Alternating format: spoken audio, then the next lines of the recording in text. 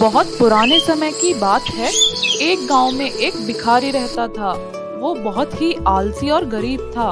वो बिल्कुल भी मेहनत नहीं करना चाहता था। वो रोज सुबह उठकर गांव में जाकर भीख मांगता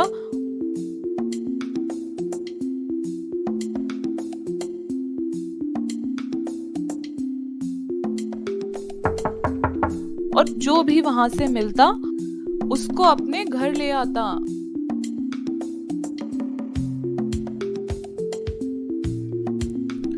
और फिर वो उसको खाकर सो जाता और अगले दिन फिर निकल पड़ता भीख मांगने। अब वो ठहरा आलसी आदमी। मेहनत तो उसे करनी नहीं थी, पर वो अमीर बनना चाहता था रातों रात। तो अगले दिन वो पहुंच जाता है गांव में भीख मांगने।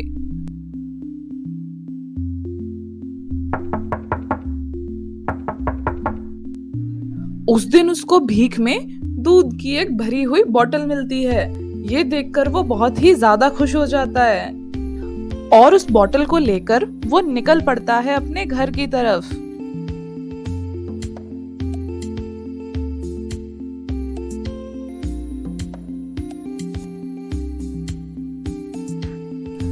वो उस दूध को अपने थैले से निकालता है और फिर उसके बाद वो उस दूध को गर्म करने रख देता है। उसमें से वो कुछ दूध तो खुद पी लेता है और कुछ दूध को वो जमा देता है।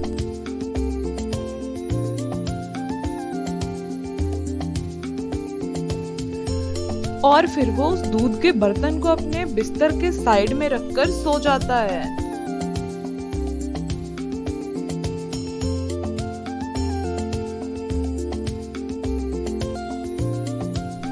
और सोते ही सोते वो नींद में खुद ही इमेजिन करना शुरू कर देता है उस रखे हुए बर्तन में दही के बारे में। वो सोचता है कि अगर वो अमीर बन जाए तो उसके पास फिर बहुत सारा पैसा होगा, सारे ऐशो आराम होंगे, उसके सारे दुख दूर हो जाएंगे। वो सोचने लगता है कि ये दूध सुबह तक जम जाएगा और दही बन जाएगा।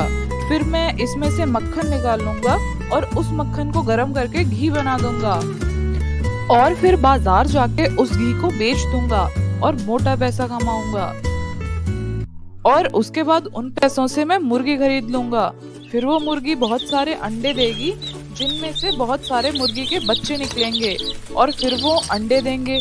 फिर मेरे पास एक मुर्गियों का फार्म बन जाएगा और मैं एक मुर्गियों के फार्म का मालिक बन जाऊंगा। और वो यही सब अपनी नींद में इमेजिन करता रहा। और फिर वो आगे सोचता है कि मैं इन सभी मुर्गियों को बेच दूंगा और गाय खरीद लूंगा 2 और एक मिल्क की डेयरी खोल लूंगा।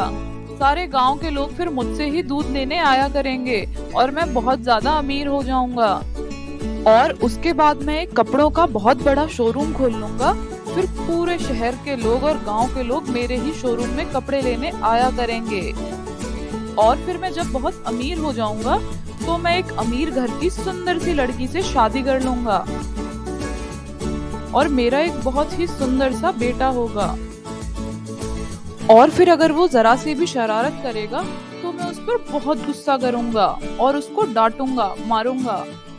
और तभी उसके घर में एक कुत्ता घुस आता है और उसके उस दूध को फैलाकर चला जाता है। और उसके आवाज से उसकी आंख खुलती है और वो बस देखता ही रह जाता है। और इसके साथ ही उसका अमीर बनने का सपना टूट जाता है। वो बहुत दुखी हो जाता है और बाकी दिनों की तरह फिर से भीख मांगने चला जाता है। तो बच्चों, इससे यही सीख मिलती है, अगर तुम्हें जिंदगी में कामयाब और अमीर बनना है तो तुमको मेहनत करनी ही पड़ेगी। बिना मेहनत के कुछ नहीं मिलेगा। एक गांव में पिंकी का बहुत बड़ा पार्लर था। वहाँ सोनम नाम की एक लड़की काम करती थी। एक दिन वो अपनी मालकिन के पास आती है और बोलती है, मैडम जी, मेरे बाल बहुत ज्यादा झड़ रहे हैं और मेरे इन झड़ते बालों की वजह से यहाँ कस्टमर्स भी अब कम आने लग गए हैं। क्या आप मेरा स्पा कर सकते हो या कोई तेल या शैम्पू दे सकते हो जिससे मेरे बाल झड़ना बंद हो जाए? मैं धीरे धीरे आपके सारे पैसे चुका दूंगी। और ये सुनकर मालकिन हो गई आग बबूला। वो गुस्से में बोली, अरे ओ मैडम, ये पार्लर तेरे लिए ही तो खोल रखा है मैंने, और तो सब पागल है ना। वैसे तुझे बालों की क्या जरूरत है, पता भी है कितना खर्चा होगा इन सब में। जाकर चुपचाप सफाई कर, अपना काम कर, चल निकल यहाँ से, मेरी एक क्लाइंट का कॉल आ रहा है। और ऐसा कहकर वो वहाँ से चली गई। धीरे धीरे करके सोनम गंजी हो गई, उसके सारे बाल झड़ गए और गरीब होने के कारण उसके पास इलाज के पैसे भी नहीं थे। कुछ दिन वो अपने घर में रोते रोते निकाल देती है। पर एक दिन वो बैठी बैठी सोचती है, अगर मैं टकली होने के डर से घर पर ही बैठी रही तो वो बदतमीज मालकिन मुझे काम से निकाल देगी। और ऐसा सोचकर वो एक टोपी लगाकर पार्लर के लिए निकल पड़ती है। रास्ते में उसको अपनी कुछ पुरानी सहेलियां मिलती हैं। तभी कामिनी ने देख लिया कि सोनम तो टकली है। वो फटाफट उसके पास आई और बोली, अरे सोनम, तूने वो गाना सुना है क्या? बाला बाला बाला शैतान का साला बाला बाला। हाँ सुना तो है बहन, बहुत बढ़िया सॉन्ग है, पर तुम मुझसे क्यों बोल रही हो? तुझे पता नहीं है क्या, इस गाने के पार्ट 2 में अब तुझे ही लेंगे। आखिर तूने पक्की टक्कर जो दी है इस गाने को। और सब जोर जोर से हंसने लगे और सोनम वहाँ से रोते हुए भाग जाती है। रोते रोते वो जंगल की तरफ निकल जाती है और एक नदी के किनारे पर बैठकर खूब रोती है। तभी उसके सामने आती है एक जादुई परी।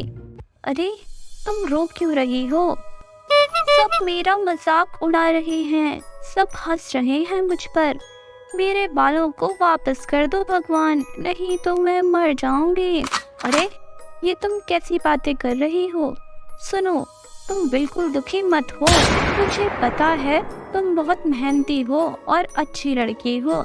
मैं करूंगी तुम्हारी मदद, आओ मेरे साथ। ऐसा कहकर वो सोनम को अपने साथ जादुई झरने के पास ले गई। सुनो सोनम, तुम इस झरने से जो भी बाल मांगोगी तुमको मिल जाएंगे।